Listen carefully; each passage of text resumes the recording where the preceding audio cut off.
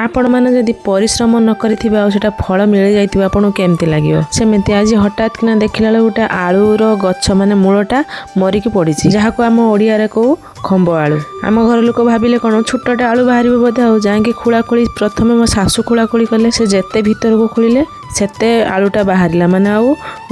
काढ़ी पारे तापर जाकि दादा को डाकिले माने दादा शशुर को डाकिले सी खोलिबा आरंभ कले। प्राय 4 किलो खंडे आलू खोला हेलानी किंतु से तार लास्ट हो न थाए पुणी तापर से मझिरू भांगी गला तापर दादा जाकि पुणी खोलाखोली आरंभ कले। खोलिला बेलू प्राय 8 किलो खंड हम आलू बाहर किंतु आम से आलूर गछ लगे नथिलु किंतु सी आपे आपे आलूर से जो बातराटा पड़िकी सेटा हो जाए भी जानी भी नथिलु आलू गोटे एमती जिनस खंबा आलू माने परिश्रम करूनी केवल मंजीटा पोती देथिबु तार आपे आपे 2-3 वर्ष गला परे एमती बड़ बड़ खंबा आलू हो जाए। आगरू यही आलू सब बाड़ पाख मानकर पका जाए आउ वर्ष 2 वर्ष पर खोला जाए से आलूरे भी बहुत पैसा इनकम हुए किंतु एबे आलू बेसी कई खाऊ नांती मु भी देखुची आगुरु बहुत लोक ये आलू खाती किंतु एबे आलू खाइते कई भी भल पाउनांती